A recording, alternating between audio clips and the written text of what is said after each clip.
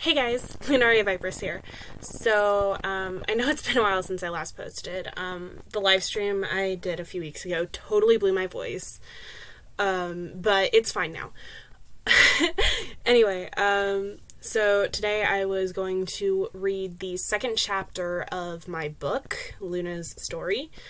This chapter is called The Prophecy, so I guess let's get into it. Chapter 2, The Prophecy. I woke up alone.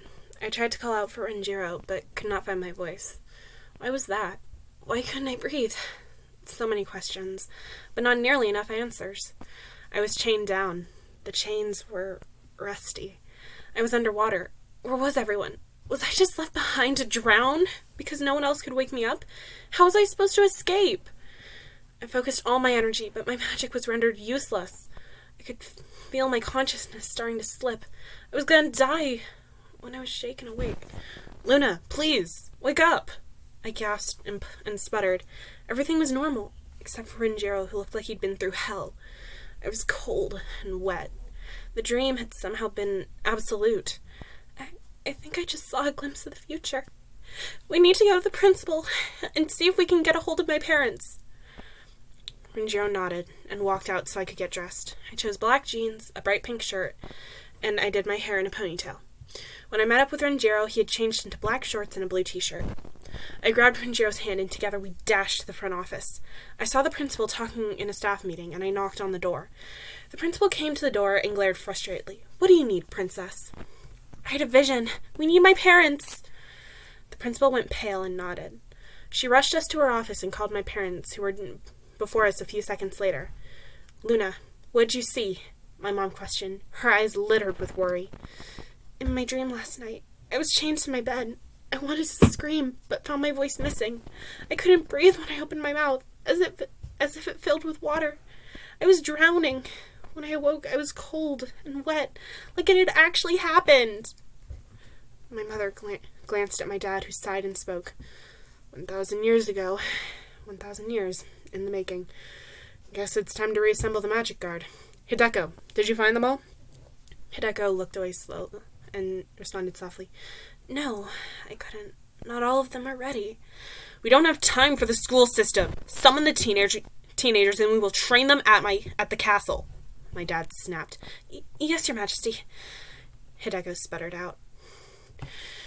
She wrote out a handful of hall passes and sent them out as my parents led Renjiro and me to the main hall. 10 minutes later, a small number of students walked over to us. I saw a few familiar faces. The Nevas, Malachite, Paige, Aerie, and a small smattering of other students I didn't know, including a goat boy. My mother announced, "Welcome, students. You're probably wondering what you're all doing here. As all of you have descended from the Magic Guard 1,000 years ago, Lunaria Viper, leader of the guard, separated us from the mainland. Her closest friends helped her protect our land, and now there's an impending evil. Our continent will sink as long as evil stays here. Your job? To become fully trained in just a few weeks and then destroy the evil." The team of students was quiet. It was a lot to ask of some untrained teenagers, so I spoke up. "Please, trust in your present queen. Trust in me, your future queen. Help us save our world, even if it means traveling to the mainland to destroy this curse."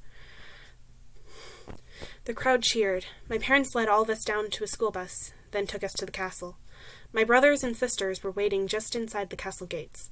Rini ran up behind me and jumped on my back. "You were right, big sis. You were back before I knew it," she exclaimed. "That's right, Rini. Hey, Ash, what are you doing at home?" Ash, a 10-year-old, had hair that faded from yellow roots to fiery red tips. Her eyes were the color of charred wood, and her skin was a tan, warm tone. "I'm a descendant, too. Yuji and I are going to be joining you." Yuji was 13, with black hair, speckled with dots of color, making it look like the stars above. His eyes were marbled blue, black, purple, and green, almost like a galaxy. His skin was pale, but shimmered under moonlight. Yuji stood on the roof under the shadow of a castle tower. Clinging to his leg was young Daisuke. a 7-year-old who always got pulled into Yuji's schemes. Daisuke's mid-length golden hair whipped in the wind. His dark green eyes were wide with fear, and his normally tan skin was pale from his fear of heights. Daisuke used teleport magic, but his fear of heights made it really hard for him, especially when he messed up the location and ended up 50 feet off the ground. I teleported up, grabbed Daisuke, and teleported back down, holding Daisuke as close as humanly possible, then spoke softly. "It's okay, Daisuke. You're safe. I promise." Daisuke whimpered and hugged me tightly. "Big sis, thank you. Ash was gonna leave me up there. She said I should jump and face my fears." Then the scared child stuttered out. Someone behind me coughed. It was the goat boy. Wait, goat. Why does he have a goat head? The goat boy was covered in white fur. His eyes were blood red and he had dark brown horns. "Hey, princess. Earth to princess. Come in." I blinked, shook my head, and said, "Yes, what is it?" The goat sighed in frustration. "I want to ask when the hell we're going to meet the evil we're supposed to destroy." His voice was smooth. Strangely, there was not a hint of goat in his intonation. "Well, for us to move forward, we need to have a fraction of mastery over our powers, be able to take orders from the lead," that's me, "and know who the threat is and follow up to that. Know where they are." The goat groaned and walked away. I then made an announcement to the entire group. "Hello, everyone. Welcome to the Viperous Castle. Here we will train until we have mastery over our powers. Until we have that, I ask that you don't leave the castle grounds. Now, boys, follow Yuji and Daisuke to your living quarters. Girls, the same with Ash and Rini. Renjiro, please hang back and follow me." Everyone grabbed their bags and followed orders. Renjiro and I followed my mother and father up to the war room in the castle. "Mom, do we have any idea what we're up against?" "Yes. We've had a small glimpse. A team of all half-bloods and humans." "Half-bloods? I thought they were just rumors." My father shook his head as my mom spoke again. "Half-bloods are very real. Wizards have left our continent, gone to the mainland, and brought back humans. Of course, that was centuries ago, but human blood still runs in the veins of some wizards. Any ideas on whom? We have a few hypotheses. For example, Mimey. She's an orphan with illusion magic, but that's just what she wants us to think. Illusion is secondary to her primary ability. Thief magic." Thief? My mother nodded and explained. Thief magic was, and still is, illegal magic. The user can steal anyone's magic and pass it on to another. We believe that Mimey has used this power a few times. "That's horrid. To steal a wizard's power is to steal their soul, to destroy them," I shouted. My skin was burning. Stealing a wizard's abilities stole everything they were. Wizards lost their power. Wizards who lost their abilities were sent to live on the mainland. They lost their memories. They were reset to be human. "We need to get her away then. She's here, which means that the rest of her group must be as well," I told my parents. "No," my mother said sternly. "As long as Mimey believes she is safe, we can watch her and carefully extract her plan." I pursed my lips. I didn't want to share the castle grounds with that girl. My father placed a hand on my shoulder and spoke softly. "Besides, Mimey is descended from one of our heroes. She belongs here just as much as you and the others." I nodded in understanding. "Come, Renjiro. We should unpack in my room." Renjiro's face turned the shade of his hair. I'm staying in your room?" His eyes darted between myself and my parents. My parents nodded and responded in sync. "Of course. You're her partner. You two are not to be separate unless you're absolutely required to be." Renjiro nodded, took my hand, and allowed me to lead him up to my room. "It's just like your dorm." "Well, my dorm was modeled after my room. It's school protocol to ensure that the royals are always feel at home. One of the rules I majorly disapprove of. I feel like all students should feel at home, but the school only really favors royalty. To think, if I hadn't been born into this family, I wouldn't matter as much to society." Wow, I never thought of it like that. "You never had this perspective of a royal. I have a friend who got banished for something he didn't do. He lives on the mainland. We're still in contact, but if it weren't for one person, he'd still have everything he loved. His family, friends, His magic? You know someone who lost their magic? Yes, but he's gone now. Losing his magic, I know who stole it, and I want my revenge on Mimey. I was crying. This was so unfair. To think my friend was taken from me just because of one bitch's actions. Renjiro hugged me tightly, and I wept into his chest. Shh, Luna, you're okay. I'm here. I promise I won't let Mimey get to you. I nodded softly and hugged him back. Renjiro carefully moved us onto the bed, where he wrapped his arms around me even tighter, and I snuggled into him. We stayed there for hours. It was morning. A chorus of 4 outside the door shouted, "Wake up, lovebirds! Breakfast is ready, and then it's training time!" Renjiro got up and went to the door. "We're up. Now leave us alone." My siblings left, and Renjiro gently shook me awake. I sat up groggily. "What do you want, fool?" "I want my princess to be awake so I may escort her to breakfast." "Well, your princess wants more sleep." I promptly laid back down and snuggled under the covers. Renjiro yanked the blankets off me and picked me up. "Come on, cutie, it's time to get moving." I tried to roll away, but ended up hitting the floor. Ouch. Fine, I'm up. Good. I'll go to the bathroom to change. You go in the closet. Whatever, I muttered and went into the closet to change into some classic jeans with a black t-shirt, then tied my hair up into a tight ponytail. When I came back out, Renjiro was in some black jeans and a bright red shirt. Renjiro and I walked down to the great hall where everyone else was already seated and eating. I led Renjiro up to the front table where my family and Sumie were sitting. At our places were plates full of our favorite and healthiest foods. I had scrambled eggs, sausage, toast, and a glass of orange juice. Renjiro had basted eggs, bacon, toast, and a cup of tomato juice. I ate slowly, knowing that today was going to be a hard day of training. As we ate, Mimey walked up to our table. "Good morning, your majesties. What's on the agenda for today? Hunting for criminals?" My mother sipped from her cup of coffee and responded patiently, "Sorry, today is testing. Lost my place. Sorry, today is a testing day to see how well you can follow orders and how much control you have over your abilities." "Follow orders from who? Luna?" As if she's ready to lead a team of people into war. My father was enraged. "You'll do well to hold your tongue, young lady. Princess Lunaria is your future queen." Mimey looked like she had been smacked and then retorted, "She's a child. She's 16 and spent the last 10 years learning to lead and control her powers." Mimey was at a loss for words, and her dark blue hair turned the color of the sky on a clear summer day. I ignored the change because it was a fall in her power. My mother whispered in my ear, "Take charge, my dear. Good luck."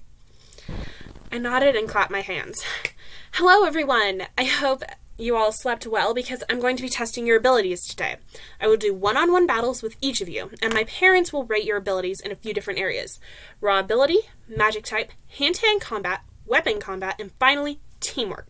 The final test will be for all of you to work together as one to defeat me." I managed to everyone as we went to the training grounds at the back of the castle.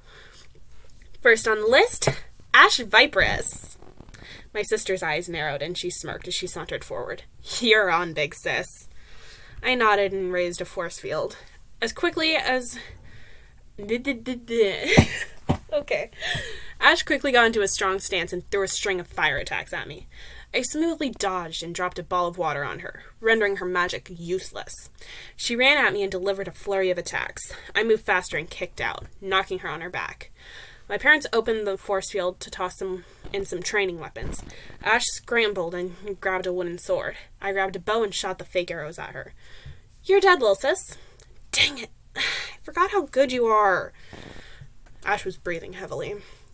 I lowered the field as Ash stumbled over to the bench. "Remember, your greatest asset is that I don't know what most of your abilities are. Use that. Fight with your appendages and save your magic for emergencies. Learn from the others that fight before you. And know that I won't hold back. The enemy won't hold back anything just because we're teenagers. So you shouldn't expect me to suppress my power." Everyone nodded and I continued. "Now, up next is Daisuke Viper..." It wasn't supposed to be Daisuke. Mistype. "Next up is Yuji Viperous. Yuji ambled over to me and said, "I'll pass. Sorry, little bro. You don't get a choice." I brought up the shield again, and the battle began. Yuji had spent years refusing to use his powers, but he was a formidable opponent in hand-to-hand combat. He stood in a highly defensive stance with his arms ready to protect his face. I analyzed his stance and found the weak point. A large bruise on his ankle. Not the strongest thing. I lunged and rolled at him, kicking that bruise. He groaned and fell to his knees as I threw a rubber spear at his back. "You're dead, bro." He limped back to the benches and sat with Ash. I looked at my list. Renjiro Adira. Renjiro shrunk but got up and walked across the field to me. I immediately ran, tackling at him. He made a shield and used it to launch me off. I landed in a cat-like stance, ready to lunge again when he made a set of armor. I surrounded him in flames, heating up the metal until he ran through the fire and destroyed the armor. He picked up a sword and I did the same. We fought using the wooden blades and I eventually jabbed him in the chest. "Dead. Sumie, you're up." The small red-haired girl trudged forward and trembled. "Let's do this," she said quietly. She ran and delivered a set of weak punches. She kicked me. I just stood there, taking the weak attacks, and swept her legs out from under her. She fell on her back and started crying. "Sumie, the enemy won't take pity on you. Ash, you're in charge of getting Sumie's physical strength up." "Will do, big sis." "Break time. And when we come back, I will be testing the Neva siblings in the following order: Kano, Kori, Rhydon, and Nari." The crowd cheered, and the 4 Nevas walked onto the field. "Guys, it's break time." "We're practicing, so we're ready," Nari swiftly responded as sparks of lightning came out of her fingertips. Ooh. "Okay, then." As I walked away, Nari hit a target 50 feet away with a precise strike. Break time came and went, and before I could blink, Kano was throwing water strikes at me. He was kicking and using every ounce of his fighting strength, far from holding back. But it wasn't enough. Once he was tired out, I surrounded him in a lightning sphere and let him out once he was unconscious. Who can tell me where Kano went wrong? Rini's hand shot up. He used all his power at once instead of saving a portion for emergencies. Thank you, Rini. As she said, he used all his power at once. There is a delicate balance. Use your power enough to protect, but not so much that you run out. Kori, you're up. Kori walked forward and turned into a water dragon. I narrowed my eyes and then used weather magic to bring out a boiling sun, evaporating Kori's dragon form. She was exhausted from the sudden change and wobbled on unsteady feet. She held out for a few minutes, but gave up. Expect your powers to be countered. You can't rely on raw magic to get you through. Kori nodded. After going through testing on all the others, there were a few standout performers. The goat boy had peculiar powers that seemed very applicable to a few strange situations. A pale boy whose long hair was purple on top and white at the back had tenacious fire abilities. The other standout was a boy whose mid-back length hair was corn yellow on the right and pearl white on the left. Sadly, most of the results fell flat. The other main note was that Mimey, the yellow-haired boy, the goat boy, and a pair of nature types seemed to have little to no control over their powers. It seemed to me that they were far from ready for a team attack. Given the option to go all out as one big group against me, I swept the floor with them. No one stepped up to lead, so they ended up fighting among themselves. I bit my lip in frustration. The only people who worked together well enough to be sent out were the Nevas, but they had problems holding back. They used all their magic too quickly, relying on swift openings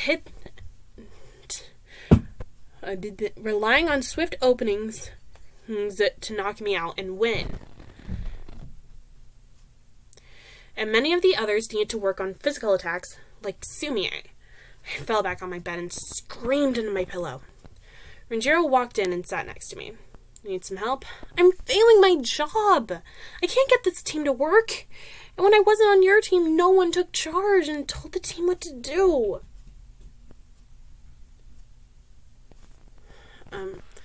I sat up, and Renjiro wrapped an arm around me and rubbed my shoulder. It's okay. Most of us have never had to use our powers for full combat. We were just overwhelmed by the idea of being told that we had to be ready to fight the most powerful and experienced girl in our group. You asked us to fight our leader, and you didn't hold back. You asked us to reach for the stars right from the start. I laid my head on his shoulder. I know, but we don't know how much time we have. And the more time we spend here training, the less time we have to save our sinking continent. Can these dogs stop running around? Oh, God. Question. Why is the continent sinking? Human blood, in any amount, is not allowed on our land. It tells the land we've been infiltrated and the humans need to perish. But half-bloods have existed for centuries. Yes, well, the fact that the continent is now only starting to sink means that there's a pure-blood human with magic here. Scrolling down. Oh, God. You don't think it could be someone in the team? Mimi is the leader, and she's a half-blood. I wouldn't be surprised if she had a team of humans and half-bloods behind her. Renjiro nodded. Luna, I promise I will stand by you and help you with this mission, no matter the cost. My ears teared up at the sentiment, and I hugged him tightly. Thank you, Renjiro. He hugged me back and kissed my cheek. I won't let anything happen to my partner. I swear it. You know, vows don't need to be made till we graduate and marry. Renjiro smiled sweetly and responded, Yes, well, you're my girl, and you're the only one I'm ever going to have, so I need to take good care of you. I swear, I'll take care of you as well, my future king. Renjiro had a bewildered look painted across his face. In his blank moment, I sat on his lap. You okay, babe? I'd never seen his face get so damn red. It was a wine shade of red. I kissed him as his hands rested on my hips. He kissed back with a burning passion. I could feel his love, his need, and his pain. Just as the room started to heat up, Rainy knocked on the door. Big sis, Mom and Dad want you. I whimpered quietly, but got off Renjiro, fixed my hair, and put on a sundress, and went to the throne room to see my parents. What's the problem? Mimi's gone missing along with a few others. Is she making her move with her team? No, a voice called out. We went on a walk, you imbecile. There was Mimi, with the yellow-haired boy, the goat, and the nature types, and one other girl. The other girl spoke. Of course, Mimi meant no disrespect. I glanced at my parents and said, Indeed. Now, I'll be going back to my room. My mom was pale from shock. Her brick-red eyes looked down at the floor, allowing her long holographic hair to cover her face. My father had his brown eyes shut as he rubbed them, and his long but spiky dark blue hair seemed to droop. I stormed out of the room and dashed back up to my room. Renjiro was lying on my bed. Damn, he looks so sexy right now. I went over to the bed, ensuring the door was locked and closed. I'm back, baby. He smirked and responded, Took you long enough. He swiftly took my hand and pulled me back down on his lap. Holding me there by my hips, he started kissing me. I kissed back and wrapped my arms around him. I knew what we were doing was technically against the rules, but he was my partner, so we'd get passes, right? Things reheated quickly. Before I knew it, Renjiro was without a shirt and my dress was off. I didn't want it to stop, but I knew the law. If we got caught, we'd be banished. Babe, that's enough. Why? He whined. I need your help, he continued poutily. I want to, but we could be banished if we do. If I weren't a princess, we wouldn't be restricted, but as a princess, I can't lose my purity before we're married at 18. Renjiro looked disappointed, but nodded in understanding. He glanced down and turned bright red. I should go take a shower. I giggled. Renjiro was so cute. He was flustered. Someone knocked on my door again. This time it was Mimi. Princess! I'm sorry about how I acted. I don't mind. It's hard to respect someone who's your age. Mimi nodded and pushed past me to look around my room. She was glancing around. Excuse me, are you looking for something? A look of panic crossed Mimi's face as she responded, No, I'm just looking around your really cool room. I guess my room was okay. It wasn't the fanciest. Sure, I had a 4-poster bed with black velvety curtains, but I had a whole wall of books, a top-of-the-line gaming setup, and an art studio. The walls of my room were pale blue, and I had a cream carpet, except for under my art area. In that part of my room, I had a black rubber mat. Mimey and I stood on opposing sides of the room, staring each other down. The tension was unbearable. Mimey's yellow eyes glowed, and I felt weak for a second. Even if it was only a second. I was caught off guard. My knees fell out from under me, and I hit the ground. Ranjiro walked out and kneeled next to me. "Luna? What happened?" He held my face gently with worried eyes. A pang in my stomach made me realize that some of my magic was missing. "Mimey, you stole some of my power!" How would I have stolen someone's power? I don't know. You tell me. Mimey's lips were pressed into a straight line, and she walked out of the room. Ranjiro glanced at me and spoke softly. "Why are you so sure she took your power?" "I'm missing a few different magics. I don't know them anymore." Ranjiro's eyes widened and he hugged me tightly. "I'm so sorry, Luna. I'll be fine. We should go down to the dining hall for dinner." Ranjiro gripped my hand as he led me down to the dining hall. He was scared. It was written all over him. His eyes were darting around. I could see a cold sweat on his forehead, and he was shaking. "Ren-kun, everything is fine. Mimey isn't going to come back again." Ranjiro's grip loosened, but not a lot. In the dining room, we sat at the head of the table with my family. Dinner was spaghetti and meatballs. My parents noted Ranjiro's protective behavior while we ate in silence. I was feeling weaker and weaker. My vision was blurry, but I managed to get up and rush out of the room. Once out of the dining room, I collapsed. I could feel myself going out cold as I blacked out again, giving in to an endless darkness.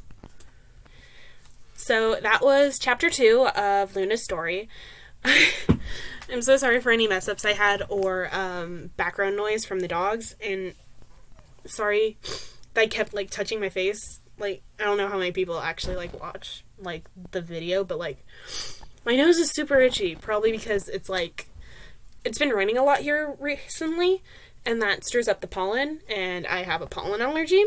So my skin is just really irritated. But yeah, anyway, random tangent aside from just doing the stream, why did I say stream? The video. I hope you guys enjoyed, and I'll see you guys next time. Bye!